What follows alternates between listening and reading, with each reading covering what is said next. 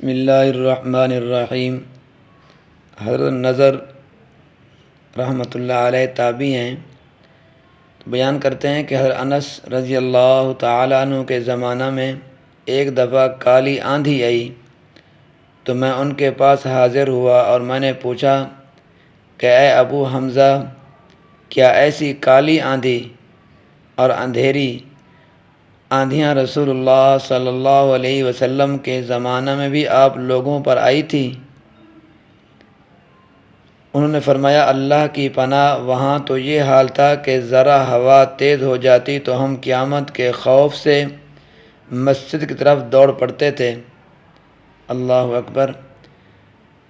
لیکن آج کل اگر بارشیں آ جائیں، طوفان آ جائیں، اندھیری آ جائے، تب بھی ہم اللہ کے ڈر، اللہ کے خوف سے مسجد کی طرف نہیں جاتے، اللہ سے دعا نہیں کرتے یا اللہ جو بارش آ رہی ہے یہ رحمت کی بارش ہو، یا اللہ اس رحمت کو وہاں برسانا جہاں تیری مخلوق کو ضرورت ہو، انسانوں کو ضرورت ہو اور تیری دوسری مخلوق کو ضرورت ہو، وہاں اس کو بھیجنا۔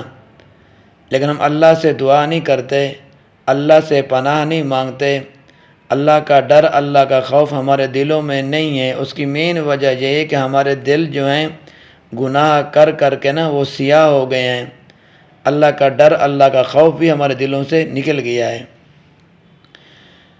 اور انسان فرمایا جب بھی انسان سے کوئی گناہ سرزد ہو جائے تو فوراً اللہ سے توبہ کرے، اللہ سے معافی مانگے، جو سیاہ نقطہ لگ جاتا ہے دل کے اوپر وہ اللہ اس کو ختم کر دے گا۔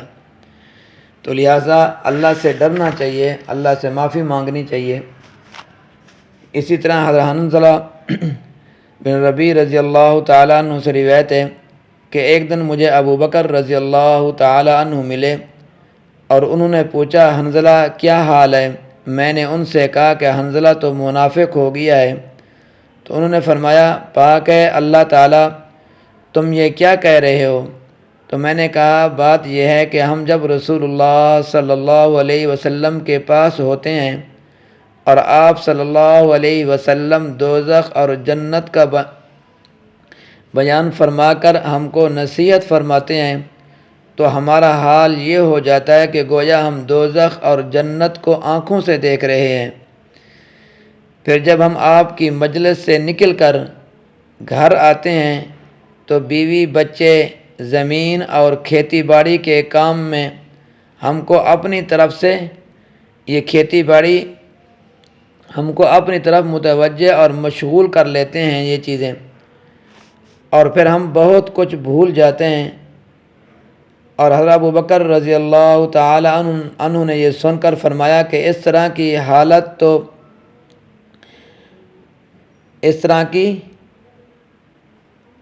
تو ہم کو بھی پیش آتی ہے۔ تو اس کے بعد میں اور ابو بکر دونوں چل دیے اور رسول اللہ صلی اللہ علیہ وسلم کے پاس حاضر ہوئے۔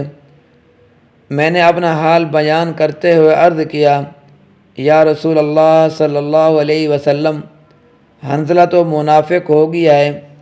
تو آپ صلی اللہ علیہ وسلم نے فرمایا یہ کیا بات ہے؟